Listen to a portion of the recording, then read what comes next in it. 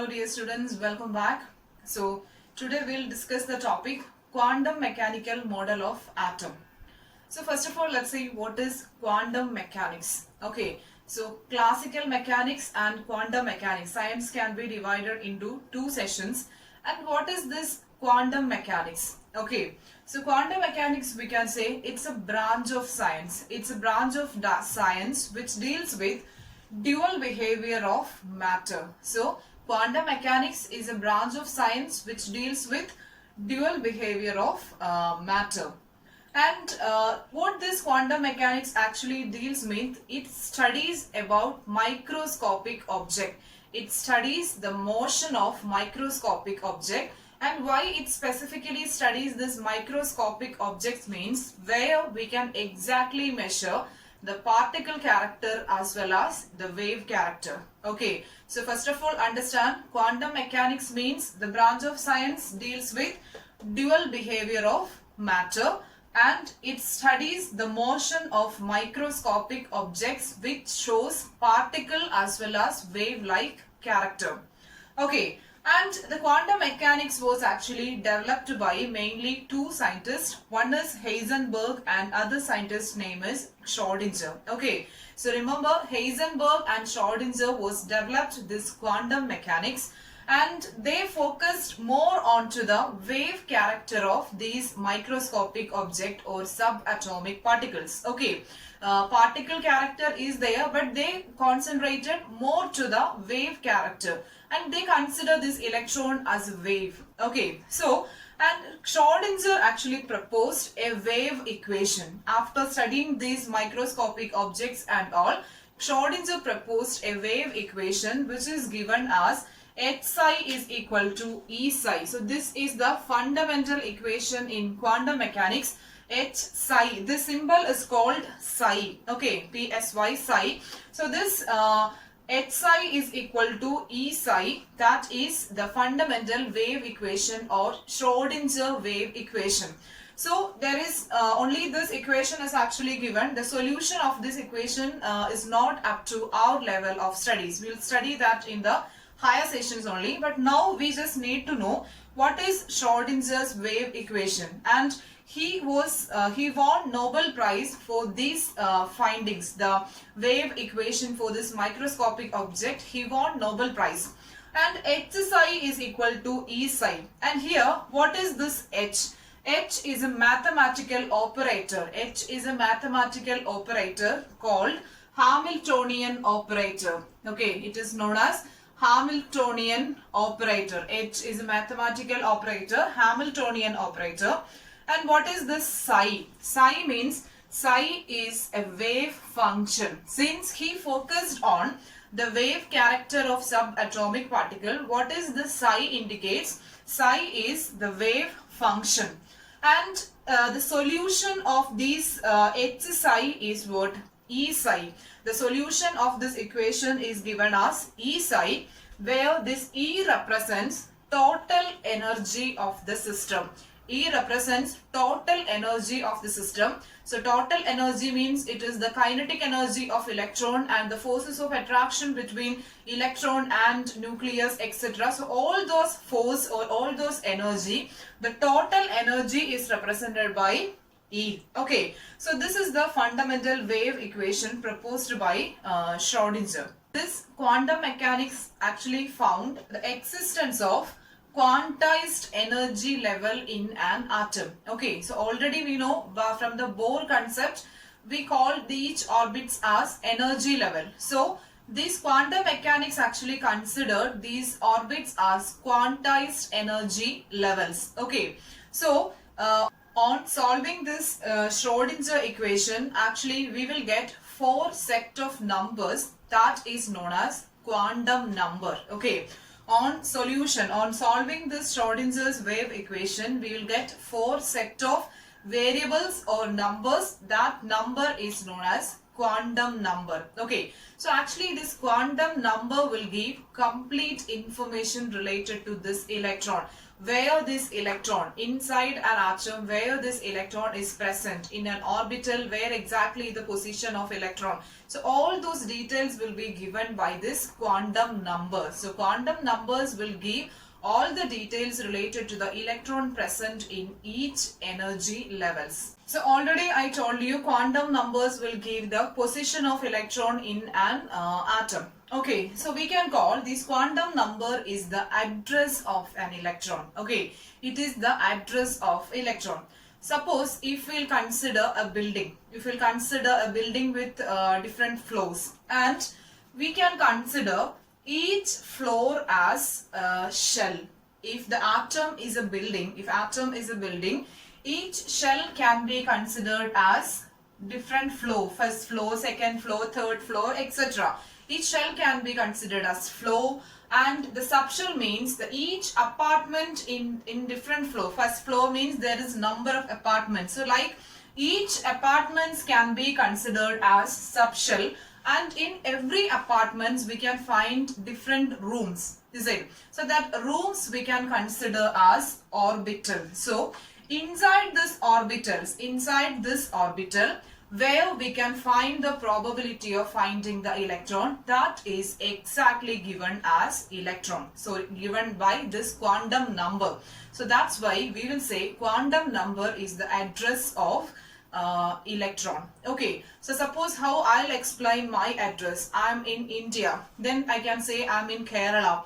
Then again I can say in Kerala it is Kannur, and in Kannur a particular village, and in my home probability is there because different rooms, and probability of finding me in different rooms, right? And even if this room is an orbital, means here I can be here or in that corner or any of the corners. So like we can find the exact position of electron by using this quantum number. So understand, shell, then subshell, then finally the orbital, and inside the orbital how or where we can find the probability of finding, or where we can find this electron, which is exactly given by this quantum numbers. Clear?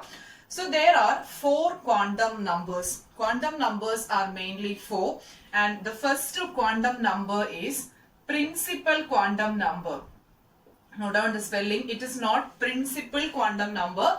Principal, first quantum number is principal quantum number, and which was represented by small letter n. First quantum number is principal quantum number, represented with small letter n. So this principal quantum number will gives an idea about the shell. Principal quantum number will explain about the shell of the electron. It mainly deals with the energy of the shells, main energy level. It discussed on the main energy level, which was represented with small letter n. And for what this principal quantum number? Okay, it explains the energy of main energy level or shells. So the principal quantum number will gives an idea about the shell of electron. Okay. And this n should be an integer. Its value can be 1, 2, 3, etc. Value can be 1, 2, 3, etc. And within the shell, we can find the number of orbitals by the equation n square. So within the shell, we can find number of orbitals, right? Orbitals we can consider as, compare it with rooms. So number of orbitals can be calculated by n square. So n is 1 means number of orbital is 1 square. N value is 2 means number of orbital is 2 square, that is 4. So like that. And number of electrons. So orbitals number is n square, means sure it will be 2n square. In each orbital how many electrons can be accommodated? Only 2 electrons can be accommodated. Therefore, number of orbitals can be calculated by the formula n square, and number of electrons can be calculated by 2n square. So this is the major idea about principal quantum number. So in an atom, the principal quantum number will gives the idea or the information about the shell or main energy level, and the number of orbitals in each shell is represented by n square, and number of electron is 2n square. Okay, So let's move to the second quantum number. Second quantum number is azimuthal quantum number or angular momentum quantum number or subsidiary quantum number. So what is the second type of quantum number? It is azimuthal quantum number or it is also known as angular momentum quantum number or subsidiary quantum number, which is represented by the letter small letter L. Okay, small letter L is represents the azimuthal quantum number. Okay, so what is the role of this azimuthal quantum number? This quantum number will gives the informations about the subshells. It gives idea about subshell inside a shell in which subshell the electron is present. That information is given by the subsidiary quantum number, that is the azimuthal quantum number. And also it explains the three-dimensional shape of orbitals, not the three-dimensional space of not subshells. It gives the information about the three-dimensional shape of orbitals. Okay. And this n value as well as this L value is connected. Suppose if n value is given, means we can easily calculate the corresponding L value, that is azimuthal quantum number value. So for every given value of n, L value can be 0 to n minus 1. L value can be 0 to n minus 1. So let's write down these relations. So if the n value is 1, if the n value is 1, what about the L value? L is 0 to n minus 1. So n minus 1 means here the L value will be 0. And next, suppose if n has a value 2, n is 2 means the L can have 0 to n minus 1. So here n minus 1 means we will get 1. Therefore, L will get two values 0 and 1. Okay. Again, if n value is 3 means L will get the value 0, 1 and 2. And again n value is 4 means corresponding L value will be 0, 1, 2, 3, etc. Note down. So children, like for every n value, L will exhibit 0 to n minus 1 values. Okay. And these L values already we have discussed in the starting. It gives the idea about subshells. It tells in which subshell the electron is present. So based on this L value, we can predict the corresponding subshell of the electron. Subshell of the electron can be predicted from this L values. Okay, so let's see that. So see this, for each L value, if L is 0 means the corresponding subshell will be S. L value if 0 for an electron means the electron will be in S orbital. And if it is 1, L value 1 means the electron is in P subshell, and 2 means D subshell, and if it is 3 means F subshell. And we know up to F only, and if the value is 4 or 5 means we can say it is in the G orbital or in the H orbital, but it is not yet confirmed. Okay, so we can study up to this L value 0, 1, 2, 3, etc. So depending on this L values, easily we can predict in which subshell the electron is. Okay, so how we are getting n value will gives the idea about shell, and this L value will give the idea about subshell. Okay, and here in this n value, if n equal to 1 means, we can say electron is in the K shell. That is, we didn't mention about this shells. Actually, I told you about this energy levels. It is in the first energy level, second energy levels, like that. So if n value 1 means electron will be in K shell, and n value 2 means it is in L shell, 3 means M shell, and again 4 means it will be in the N shell. Okay. Now moving to the third quantum number, that is magnetic quantum number. So magnetic quantum number is represented with ML. Okay, magnetic quantum number is represented as M with a subscript L. So what is the role of magnetic quantum number? So which information is given by magnetic quantum number? It gives information about orbitals. That means we just coming close to the electron. First shell, then subshell, next is the orbital. So the magnetic quantum number will give the information about the orbital of electron, and it also explains the spatial orientation of these orbitals, and how we can calculate this value of magnetic quantum number means for every value of L, it totally depends upon the L value. All are actually connected. So magnetic quantum number depends upon the azimuthal quantum number. So here, for given value of L, the M can have the values from minus L to plus L. So the value of M is, here we can write ML or simply M. It's okay. So ML is equal to minus L2 plus L value. Suppose if L value is 0, means M also 0. And if L value is 1, M can have values from minus L2 plus L, that is from minus 1 to we can say plus 1. So the values we can write it as minus 1, 0, plus 1. And if L equal to 2 means the corresponding M values we can represent as minus 2, minus 1, 0, 1, 2. That means minus L2 plus L. M value means minus L2 plus L is the corresponding M values. And I told you it gives the information about the spatial orientation of electron. So if L value 2 means the electron will be in which subshell?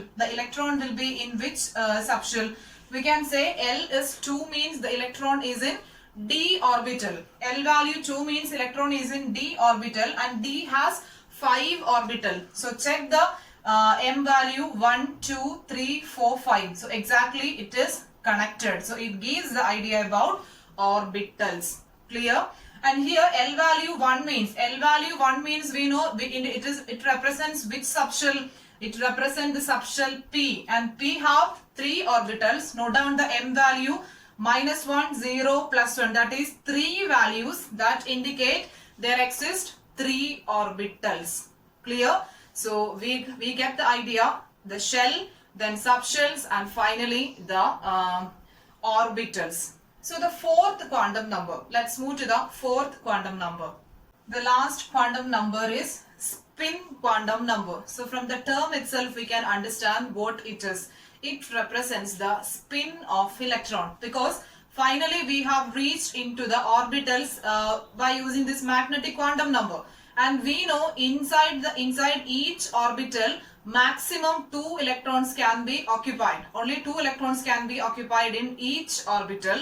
And the spin of the electron, and we should know the spin of that particular electron, that VR concentrates. Okay, so the spin of the electron is explained by this spin quantum number. So if the electron can have movement in both directions, either to the clockwise direction or to the anti-clockwise direction, or we can say it is in the upward direction or in the backward direction. This is based on the representation of electron. So if the electron's rotation or movement is in the clockwise direction or in the upward, if it is represented in this manner, upward direction, its value will be plus half. Okay, clockwise direction, or if the electron is represented in this manner, we can say its value is, spin quantum number value is plus half. And if it is on anti-clockwise direction, or if it represented in downward direction, means its value will be minus 1 by 2. So the spin quantum number value of electron is actually fixed. That much is actually needed for us. It's actually fixed. It will be either plus half or minus half. If it is in the upward direction, it is plus half. If it is in the downward direction, it is minus half. Okay, so this is the general idea related to the quantum numbers. So we can sum up all these quantum numbers, the relation with shell, subshells, orbitals, etc. in this table. So see here, if the n value is 1, corresponding L value will be 0, right? Then in which subshell, the electron is in which subshell? Electron will be in 1s subshell. Because n represents the main energy level. Under the first energy level, it is in the s orbital, since the L value is 0. Please remember that relation, L value and subshell. L0, S, L is 1 means it is P, 2 means D, like that. Please remember that relation. And if L value is 0 means what about the M value? It is also 0 because minus L2 plus L. It is 0. And what is the number of orbitals here? Only one s orbital, therefore number of orbital is 1. Total number of orbitals also 1. It is only a single orbital. The number of electrons will be 2. Okay. Now to the second energy level. If n value is 2. N value is 2 means there will be 2 L value. 0 to n minus 1. We will get 0 as well as 1. 0 and 1 we will get as L value. If it is 0, L value 0 means main energy level is 2. So we can write 2 0 means 2s orbital, and for the L value 1 we can write 2p orbital. So if the n value is 2 means we can say the subshells are, the electron will be either in 2s or in 2p. Electrons can be either in 2s or in 2p. And if in 2s, the corresponding m value for 2s will be 0 because L value is 0. For 0 L value, m value also 0. And we can write the m value for this L. If it is 1 means we can write minus 1, 0 and plus 1. Just recall it back.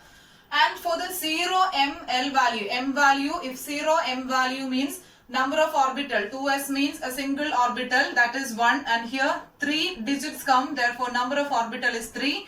Total number of orbital 3 plus 1 4. Since 4 orbital, total number of electron is 8, double. Okay. And then consider the third n value or third energy level. Here n value 3 means L can have value from 0, 1 and 2. 0 means 3 with 0, we can say electron can be in 3s.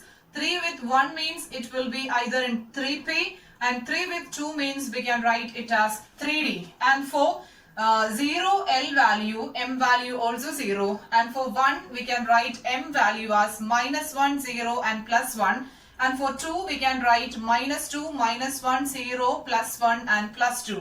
So see the number of orbitals here. For the 0 value, here 0 only single orbital, therefore 1. Here 3 digits comes, therefore 3 orbital, and here 5, total 5 orbital. So total we can say 5 plus 3 plus 1, that is here not 8, here it is 9 orbital.